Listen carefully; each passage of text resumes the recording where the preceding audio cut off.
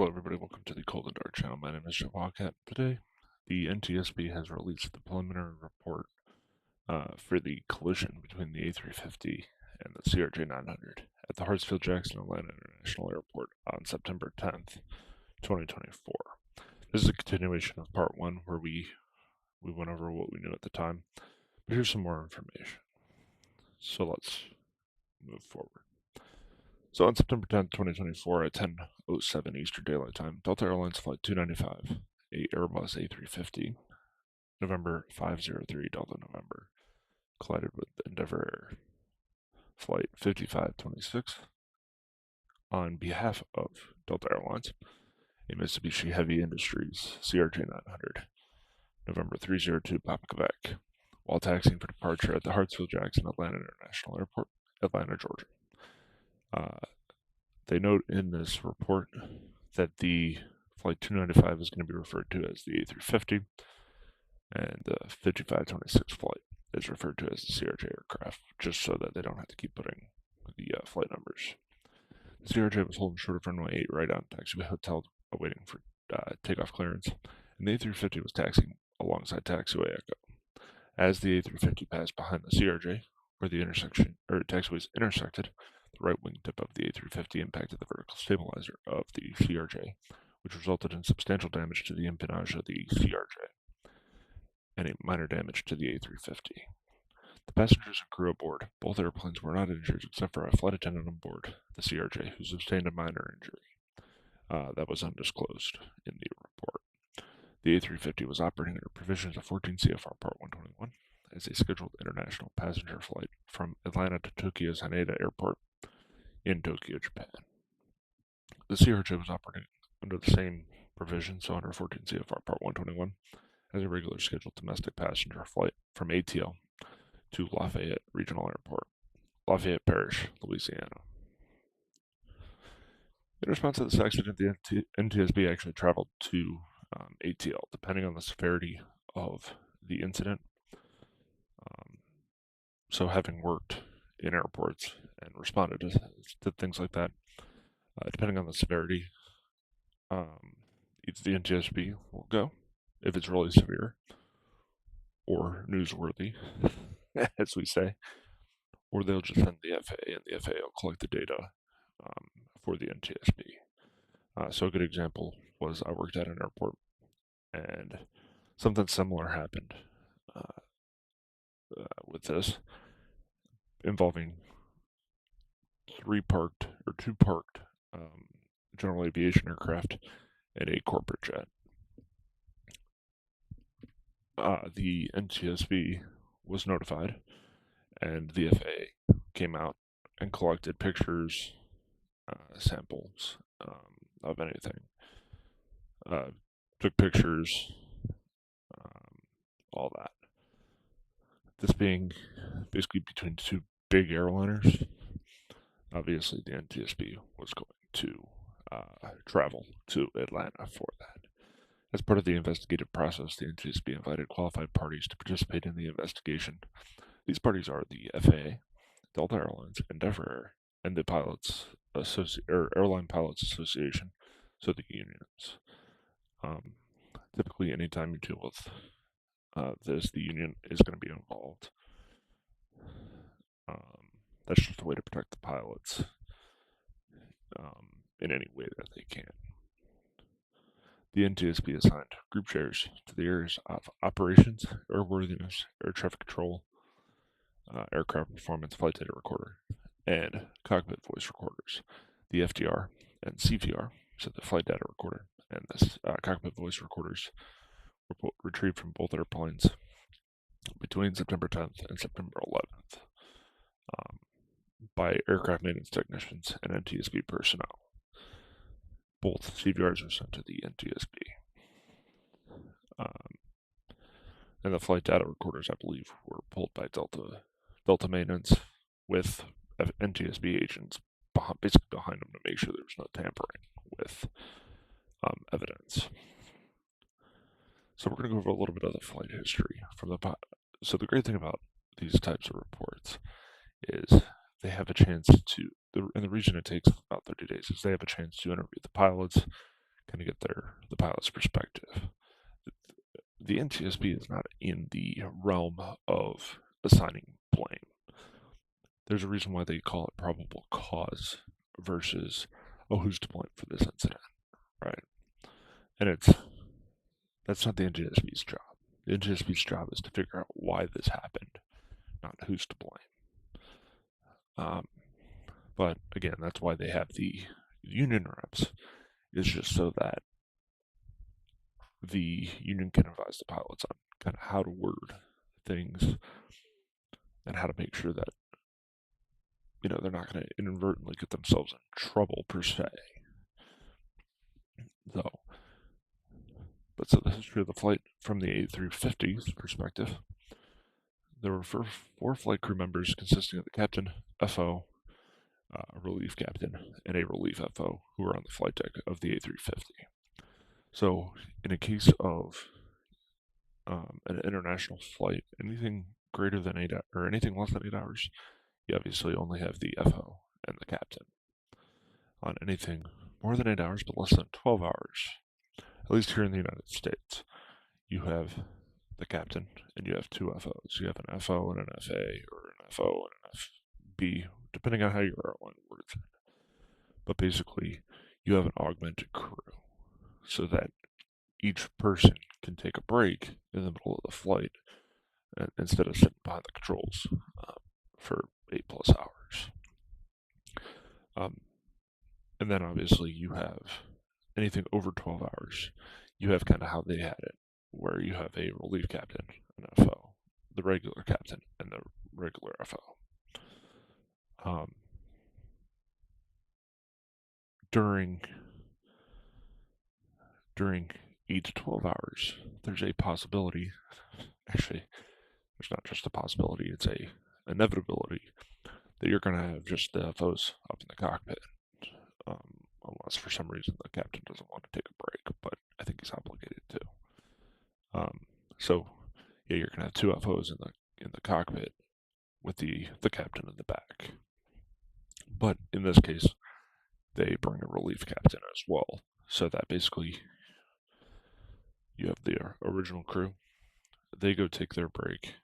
You have the relief crew. Let's say it's a 12-hour flight. The first crew goes back, takes a break for 6 hours while the relief crew's up there. Then that crew comes back, or the crew that went back to rest comes back to the cockpit, and the relief crew goes back and takes a break. It's a way to obviously keep fatigue at a minimum, especially when you're going as far as Tokyo and all those time zone changes. So the captain was the pilot flying and the FO was the pilot monitoring. According to statements from the flight crew, the pilot flying briefed that the long runway, 9 left, normally used for heavy aircraft, was closed for construction. Therefore, they would be taxiing to and departing from runway 8 right, the second longest taxi or runway at Atlanta. So at Atlanta, you have a 12,500 foot runway, basically.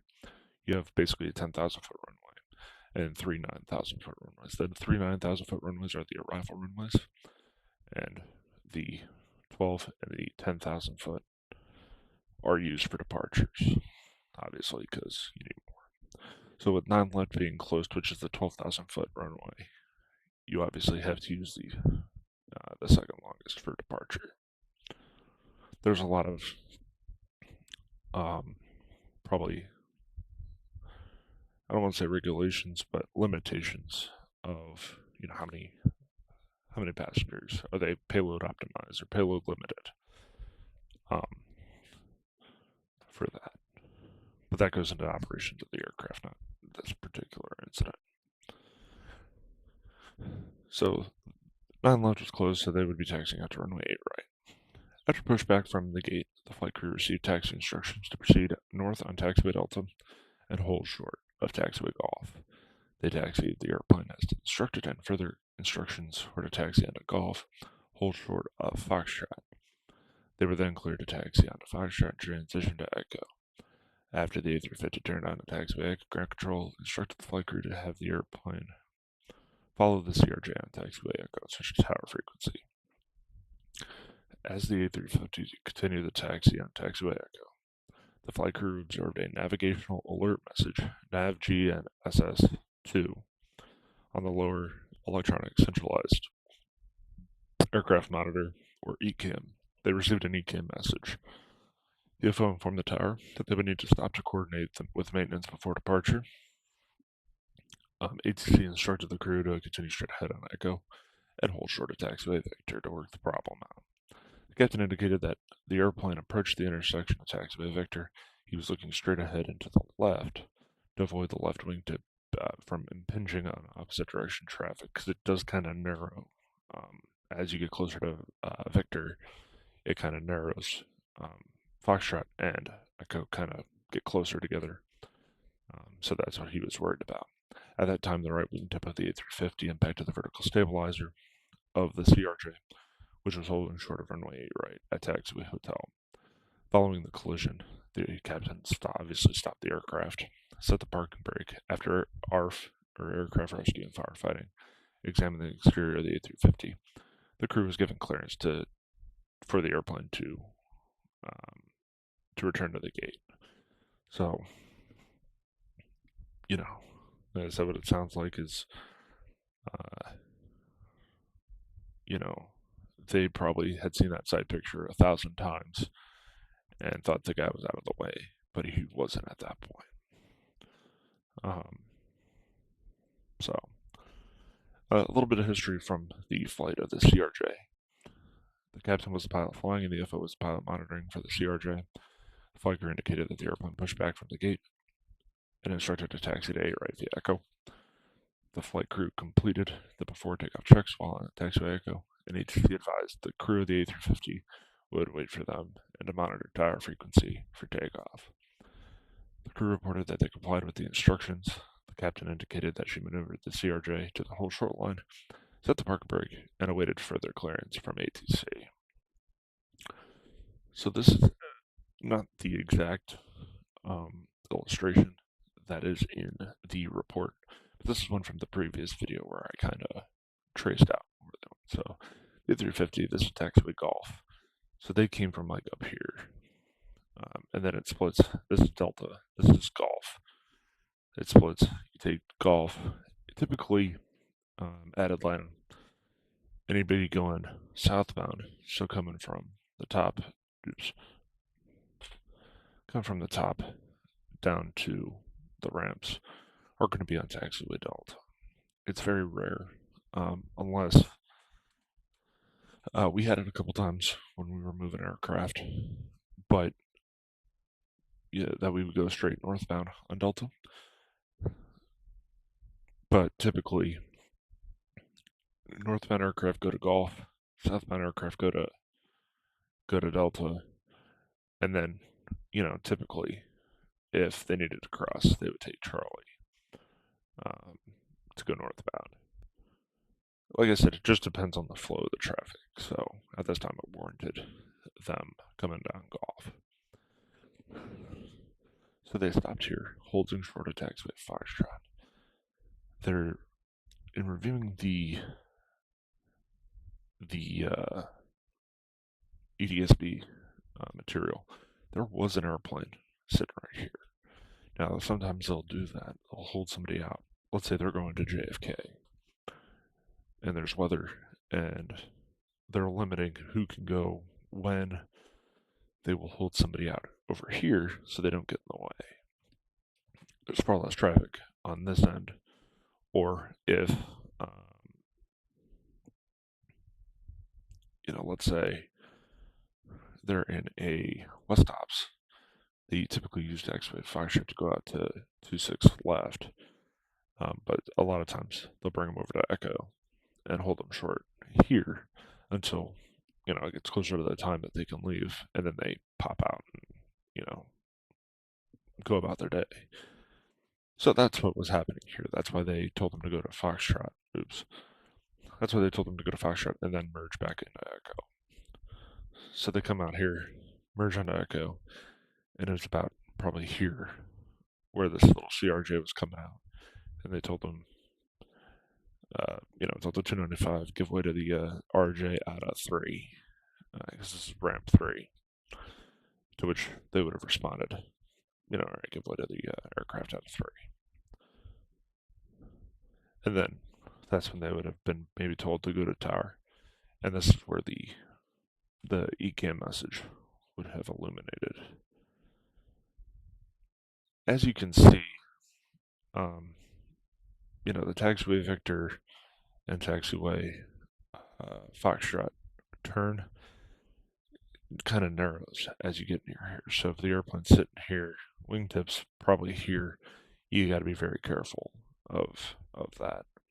As you can see, the normal size island is this, and that's the island between Echo and Foxtrot over here. So you're worried about people coming off the Victor loop, making the turn, and wingtips touching. But they forgot to remember that the CRJ was there.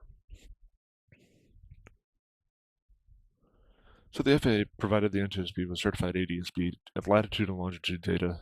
Analysis of the ADSB and preliminary FDR data show that the airplanes collided at 10:47 or 10:07 and 46 seconds. The CRJ was stationary, and the A350 was taxiing at ground speed of about 12 knots. The CRJ sustained a lateral navigation of 5 Gs, or 0.5 Gs, excuse me, from the left, or to the left, followed by a 0.05 5G right, and the CRJ's heading was rotated about 9 degrees clockwise. So as you can see, they get the initial hit to the, to the left, and then as it kind of tried to come back, it went over and probably just kind of sat there and wiggled a little bit. But it clearly had an impact because it went from, let's say, 360 to 090 or 009 on the heading. On September 13th, the operations group met with Delta Airlines general offices to interview the flight crews. The airworthiness group examined the accident airplane on September 11th to 13th at Atlanta. According to Endeavor, the distance between the whole short line and the nose of the landing gear of the CRJ was approximately 56 feet. We'll look at the picture here momentarily. The A350 was examined at the Delta Tech Ops Center, and the CRJ was examined at the Endeavor Air Facility. So they're talking about the different places. So the CRJ, I believe, probably went down to Delta South, whereas the A350 went to the main Tech Ops Center right by the International Concourse, for those who are not aware. So it says here that the CRJ stopped 56 feet away from the hull bar. Like I said, it was very, very narrow. Had the CRJ pulled up just a little bit more, this whole event would have never happened, and it would have been business as usual. But as you can see, just a little bit, and they clip each other. Again, we're not here to assign blame. We're not saying, oh, the CRJ did wrong, the A350 did wrong. We're not saying that at all. These are all just observations that the A3 or the CRJ could have pulled up a little bit more, and this would have never happened. And so, here's what we get: a CRJ that is probably totaled, probably done flying for good. Although I have seen Delta Airlines fix worse airplanes, and they get back flying. So there's a possibility, obviously. But this just shows you what little margins we look at. Something they didn't put in there, and I know it probably happened, was the FAA probably did a inspection of the airport itself. Anytime there's an incident, the FAA will do an investigation to see if the airport is within standards. Now, there's a difference between it being in standard and it being grandfathered in, right? There's some airports, obviously, you are not going to be able to change if let's say, back in 1990, the margin between the taxiway and the runway hold bar was 100 feet, let's say, and now it's 150 feet. You can't expect, obviously, all these airports to get current. Now, if they were to, let's say, they say, hey, we're going to redo taxiway, then they would have to try to abide by those standards or get a mod standards um, to to be able to comply with the regulations of Part 139. So I'm sure the FAA, in all their great wisdom, probably went there and investigated as well the airport and to see if there was anything that could have been done on the airport's perspective to prevent this from happening in the future. However, disclaimer, I'm not saying that the airport is involved. Having experience at some of these big airports, it's amazing how much ground there is, and how many millions of dollars it would take to take, let's say, a Chicago O'Hare and make it current to what the current uh, regulations are. Um, so we'll see what comes out of this. I've seen some ridiculous things from the FAA. One example was we had an aircraft go off of one of our runways, and we replaced the sign that they hit with a temporary sign, and the FAA wrote us up saying that temporary signs need to be made more permanent. So that's the kind of thing that you're dealing with. But I will give credit to, at least from what I've heard, that the ops, ARF, and Delta Tech Ops personnel, I will give them credit. It's a hard, it's a complex issue, but again, there's going to be more information that comes out, as stated in the NTSB report. The investigation continues, so as more information comes out, we will fill y'all in. This is only part 2. There might be a part 3 if more information comes out, but this is what we know so far. From all of us here at the Cold and Dark channel, we'll see you next time. Bye for now.